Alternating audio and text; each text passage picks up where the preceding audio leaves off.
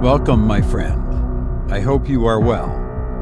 This is Short Stories, a production of Adventures in Audio. I'm Robert Crandall. I want to wish you a Merry Christmas and a Happy New Year. I know it's getting closer and closer every day. This is such a special time of year. Don't you just feel really special? Christmas music, which I love. I have several Christmas albums. I listen to them in the car all the time. And it's just a special time of year. I will be traveling, and so might only be one more episode here in the month of December.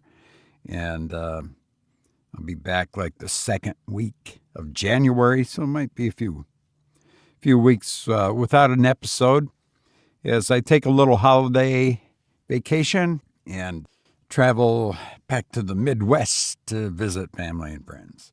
So, yeah, it's a special time of year. Wouldn't it be great if everybody felt this way all year? Yeah, everybody says that every year, but then we get back to the rat race, and the rat race ain't so bad. That's just part of being alive on this planet, I guess, in this dimension, and let's not get into paranormal and all that. Oh, speaking of paranormal, dreams are kind of a paranormal thing, aren't they? Maybe they don't fall in that category. I don't know. But I had, we've talked about dreams on this podcast before, and I've read some stories about dreams. The Shadowy Third is a story that revolves around a dream or a nightmare that I had, and it's on a previous episode. And I thought that one was very, very uncanny and creepy and chilling. But I had one that tops it just a couple of days ago. And what happened is here in my studio, sometimes I get, I like to take a nap. I'm a nap guy.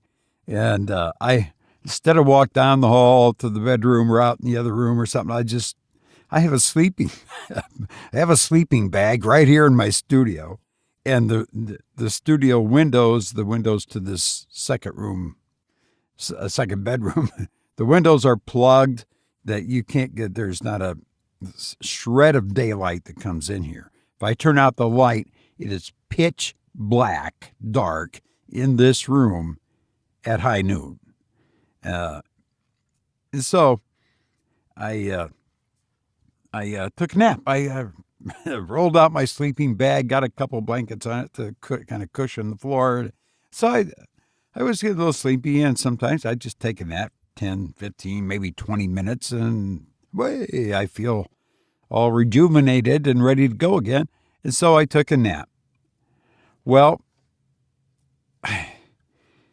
this is really, really so strange. It's hard to even say what happened. I woke up because I could smell the scent, if you will, of something burning.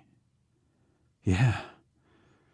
I have a space heater, and it was on. It's one of those that is like a radiator. It's oil-filled. It's on casters. It's not one of these blowtorch kind of things. And I could smell something burning, and I reached over, stood up, and there's a lamp on a table.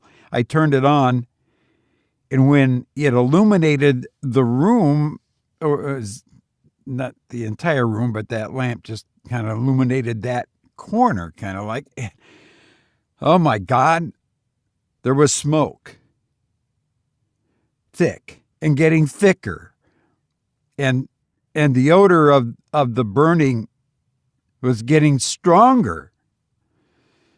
I'm now panicked. I reach behind me and turned on the wall switch for the overhead light. And I mean, I am stricken with terror. Oh my God, a fire. Oh my God, the heater must have touched something. I usually take real good care and make sure it's not. And I'm just, the horrible thoughts that are going of fear and horror is it's just inadequate word. I flipped on the overhead light and I looked over in the corner and where's the smoke? The smoke is gone. It was right there. No smell. What is going on? Where is it?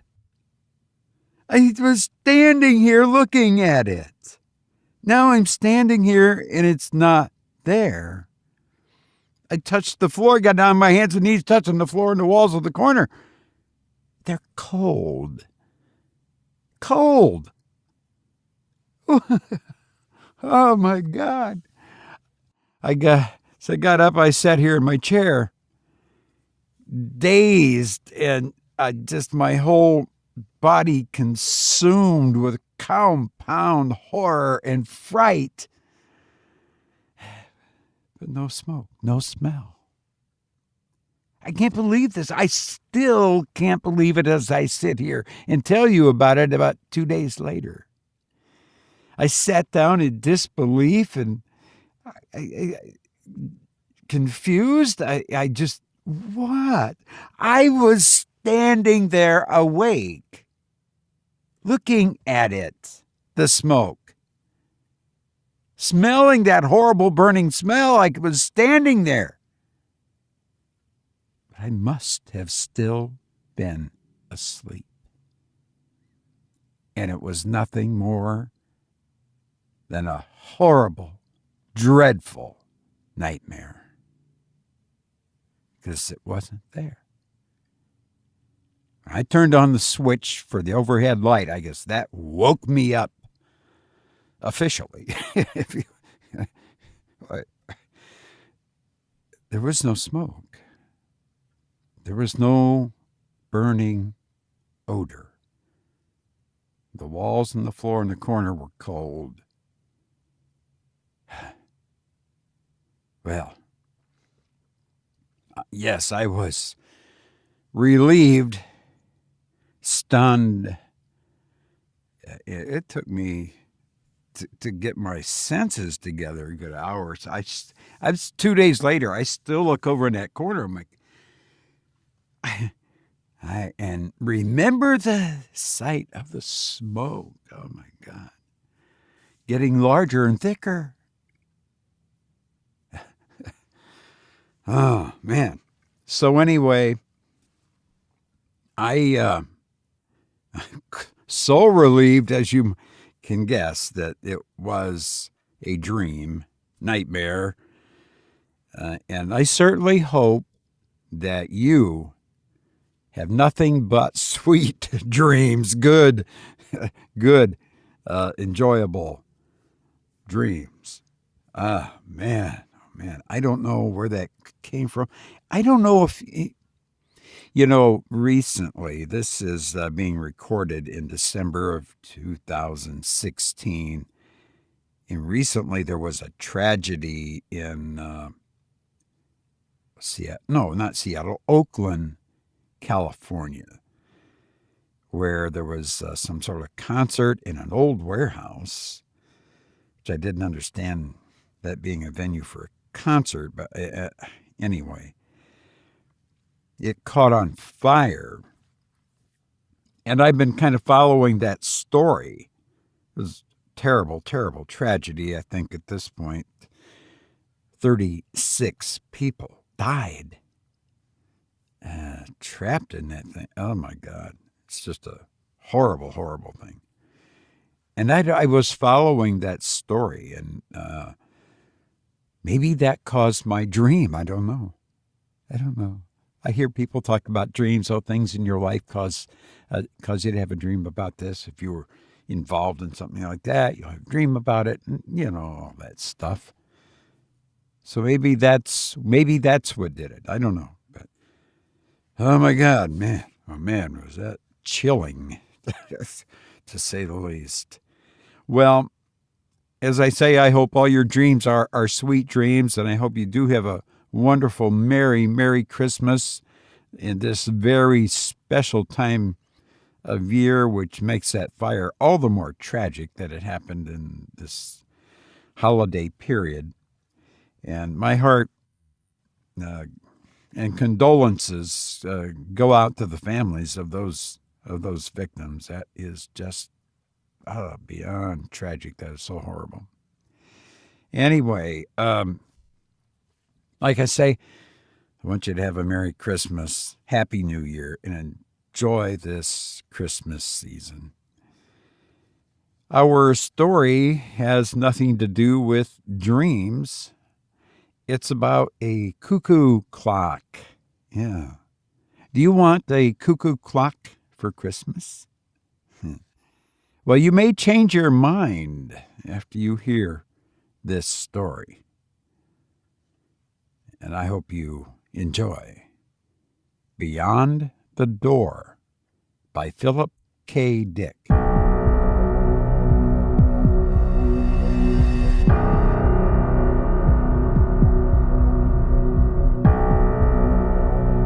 That night at the dinner table, he brought it out and set it down beside her plate. Dora stared at it, her hand to her mouth. "My God, what is it?" She looked up at him bright-eyed. "Well, open it." Doris tore the ribbon and paper from the square package with her sharp nails, her bosom rising and falling. Larry stood watching her as she lifted the lid. He lit a cigarette and leaned against the wall. "A cuckoo clock," Doris cried. "A real old cuckoo clock like my mother had." She turned the clock over and over. "Just like my mother had when Pete was still alive." Her eyes sparkled with tears. "It's made in Germany," Larry said. After a moment he added, "Carl got it for me wholesale. He knows some guy in the clock business. Otherwise I wouldn't have." He stopped. Doris made a funny little sound. "I mean, otherwise I wouldn't have been able to afford it," he scowled. "What's the matter with you? You've got your clock, haven't you? Isn't that what you want?" Doris sat, holding on to the clock, her fingers pressed against the brown wood. "Well," Larry said, "what's the matter?" He watched in amazement as she leaped up and ran from the room, still clutching the clock. He shook his head. "Never satisfied. They're all that way. Never get enough." He sat down at the table and finished his meal. The cuckoo clock was not very large. It was handmade, however, and there were countless frets on it, little indentations and ornaments scored in the soft wood. Doris sat on the bed drying her eyes and winding the clock. She set the hands by her wristwatch. Presently, she carefully moved the hands to 2 minutes of 10. She carried the clock over to the dresser and propped it up. Then she sat waiting, her hands twisted together in her lap, waiting for the cuckoo to come out, for the hour to strike. As she sat, she thought about Larry and what he had said, and what she had said too, for that matter. Not that she would be blamed for any of it. After all, she couldn't keep listening to him forever without defending herself. You had to blow your own trumpet in the world. She touched her handkerchief to her eyes suddenly. Why did he have to say that about getting it wholesale? Why did he have to spoil it all? If he felt that way, he needn't have gotten it in the first place. She clenched her fist. He was so mean, so damn mean. But she was glad of the little clock sitting there ticking to itself, with its funny grilled edges and the door. Inside the door was the cuckoo, waiting to come out. Was he listening, his head cocked on one side, listening to hear the clock strike, so that he would know to come out? Did he sleep between hours? Well, she would soon see him. She could ask him, and she would show the clock to Bob. He would love it. Bob loved old things, even old stamps and buttons. He liked to go with her to stores. Of course, it was a little awkward, but Larry had been staying at the office so much, and that helped. If only Larry didn't call up sometimes to... There was a whir. The clock shuddered, and all at once the door opened. The cuckoo came out, sliding swiftly. He paused and looked around solemnly, scrutinizing her, the room, the furniture. It was the first time he had seen her, she realized, smiling to herself in pleasure. She stood up, coming toward him shyly. "Go on," she said. "I'm waiting." The cuckoo opened his bill. He whirred and chirped quickly, rhythmically. Then, after a moment of contemplation, he retired, and the door snapped shut. She was delighted. She clapped her hands and spun in a little circle. He was marvelous, perfect, and the way he looked around, studying her, sizing her up, he liked her. She was certain of it. And she, of course, loved him at once completely. He was just what she hoped would come out of the little door. Doris went to the clock. She bent over the little door, her lips close to the wood. "Do you hear me?" she whispered. "I think you're the most wonderful cuckoo in the world." She paused, embarrassed. "I hope you'll like it here." Then she went downstairs again, slowly, her head high. Larry and the cuckoo clock never got along well from the start. Doris said it was because he didn't wind it right, and it didn't like being only half wound all the time. Larry turned the job of winding over to her. The cuckoo came out every quarter hour and ran the spring down without remorse, and someone had to be ever after it, winding it up again. Doris did her best, but she forgot a good deal of the time. Then Larry would throw his newspaper down with an elaborate weary motion and stand up. He would go into the dining room where the clock was mounted on the wall over the fireplace. He would take the clock down, and making sure that he had his thumb over the little door, he would wind it up. "Why do you put your thumb over the door?" Doris asked once. "You're supposed to." She raised an eyebrow. "Are you sure? I wonder if it isn't that you don't want him to come out while you're standing so close."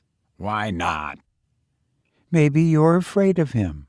Larry laughed. He put the clock back on the wall and gingerly removed his thumb. When Doris wasn't looking, he examined his thumb. There was still a trace of the nick cut out of the soft part of it. Who, or what, had pecked at him? On Saturday morning, when Larry was down at the office working over some important special accounts, Bob Chambers came to the front porch and rang the bell. Doris was taking a quick shower. She dried herself and slipped into her robe. When she opened the door, Bob stepped inside, grinning. "Hi," he said, looking around. "It's all right. Larry's at the office." "Fine." Bob gazed at her slim legs below the hem of the robe. "How nice you look today." She laughed. "Be careful. Maybe I shouldn't let you in after all." They looked at one another, half amused, half frightened. Presently Bob said, "If you want, I'll—" "No, for God's sake." She caught hold of his sleeve. "Just get out of the doorway so I can close it. Mrs. Peters across the street, you know." She closed the door. "And I want to show you something," she said. "You haven't seen it." He was interested. "An antique or what?" She took his arm, leading him toward the dining room. "You'll love it, Bobby." She stopped, wide-eyed. "I hope you will. You must love it. It means so much to me. He means so much to me." "He?" Bob frowned. "Who is he?" Doris laughed. "You're jealous. Come on." A moment later they stood before the clock, looking up at it. "He'll come out in a few minutes. Wait until you see him. I know you two will get along just fine." "What does Larry think of him?" "They don't like each other," Sometimes when Larry's here, he won't come out. Larry gets mad if he doesn't come out on time. He says..." "Says what?" Doris looked down. "He always says he's been robbed, even if he did get it wholesale." She brightened. "But I know he won't come out because he doesn't like Larry. When I'm here alone, he comes right out for me every 15 minutes, even though he really only has to come out on the hour." She gazed up at the clock. "He comes out for me because he wants to. We talk. I tell him things. Of course, I'd like to have him upstairs in my room, but it wouldn't be right." There was a sound of footsteps on the front porch. They looked at each other horrified. Larry pushed the front door open, grunting. He set his briefcase down and took off his hat. Then he saw Bob for the first time. "Chambers, I'll be damned." His eyes narrowed. "What are you doing here?" He came into the dining room. Doris drew her robe about her helplessly, backing away. Bob began. "That is, we..." He broke off, glancing at Doris. Suddenly the clock began to whir. The cuckoo came rushing out, bursting into sound. Larry moved toward him. "Shut that den thing off," he said. He raised his fist toward the clock. The cuckoo snapped into silence and retreated. The door closed. "That's better." Larry studied Doris and Bob standing mutely together. "I came over to look at the clock," said Bob. "Doris told me it's a rare antique and that..." "Nuts! I bought it myself." Larry walked up to him. "Get out of here." He turned to Doris. "You too, and take that damn clock with you." He paused, rubbing his chin. "No, leave the clock here. It's mine. I bought it and paid for it." In the weeks that followed, after Doris left, Larry and the cuckoo clock got along even worse than before. For one thing, the cuckoo stayed inside most of the time, and sometimes even at 12 o'clock, when he should have been busiest. And if he did come out at all, he usually spoke only once or twice, never the correct number of times. And there was a sullen, uncooperative note in his voice, a jarring sound that made Larry uneasy and a little angry. But he kept the clock wound because the house was very still and quiet, and it got on his nerves not to hear someone running around, talking and dropping things, and even the whirring of a clock sounded good to him. But he didn't like the cuckoo at all, and sometimes he spoke to him. "Listen," he said late one night to the closed little door. "I know you can hear me. I ought to give you back to the Germans, back to the Black Forest." He paced back and forth. "I wonder what they're doing now, the two of them. That young punk with his books and his antiques. A man shouldn't be interested in antiques. That's for women." He set his jaw. "Isn't that right?" The clock said nothing. Larry walked up in front of it. "Isn't that right?" he demanded. "Don't you have anything to say?" He looked at the face of the clock. It was almost 11, just a few seconds before the hour. "All right, I'll wait until 11. Then I want to hear what you have to say. You've been pretty quiet the last few weeks since she left." He grinned wryly. "Maybe you don't like it here since she's gone." He scowled. "Well, I paid for you, and you're coming out whether you like it or not. You hear me?" 11 o'clock came. Far off at the end of town, the great tower clock boomed sleepily to itself. But the little door remained shut. Nothing moved. The minute hand passed on, and the cuckoo did not stir. He was someplace inside the clock, beyond the door, silent and remote. "All right, if that's the way you feel," Larry murmured, his lips twisting. "But it isn't fair. It's your job to come out. We all have to do things we don't like." He went unhappily into the kitchen and opened the great gleaming refrigerator. As he poured himself a drink, he thought about the clock.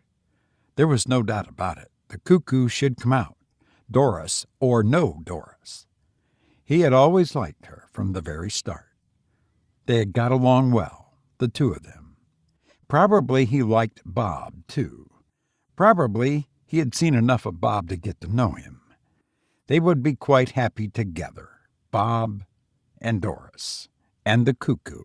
Larry finished his drink. He opened the drawer at the sink and took out the hammer. He carried it carefully into the dining room. The clock was ticking gently to itself on the wall. "Look," he said, waving the hammer. "You know what I have here? You know what I'm going to do with it? I'm going to start on you first." He smiled. "Birds of a feather, that's what you are, the three of you." The room was silent. "Are you coming out, or do I have to come in and get you?" The clock whirred a little. "I hear you in there. You've got a lot of talking to do, enough for the last 3 weeks as I figure it. You owe me." The door opened. The cuckoo came out fast, straight at him. Larry was looking down, his brow wrinkled in thought. He glanced up, and the cuckoo caught him squarely in the eye. Down he went, hammer and chair and everything, hitting the floor with a tremendous crash. For a moment the cuckoo paused, its small body poised rigidly. Then it went back inside its house. The door snapped shut after it. The man lay on the floor, stretched out grotesquely, his head bent over to one side. Nothing moved or stirred. The room was completely silent, except, of course, for the ticking of the clock. "I see," Doris said, her face tight. Bob put his arm around her, steadying her. "Doctor," Bob said, "can I ask you something?" "Of course," the doctor said. "Is it very easy to break your neck falling from so low a chair?" It wasn't very far to fall. "I wonder if it might not have been an accident. Is there any chance it might have been suicide?" The doctor rubbed his jaw. "I've never heard of anyone committing suicide that way. It was an accident, I'm positive." "I don't mean suicide," Bob murmured under his breath, looking up at the clock on the wall. "I meant something else." But no one heard. You've been listening to Beyond the Door by Philip K. Dick. Be careful what you wish for Christmas. Ho, ho, ho. I hope this is your best Christmas yet. If you enjoy this podcast, please share it with a friend. I've enjoyed being with you, and I hope to be with you again soon. Thank you.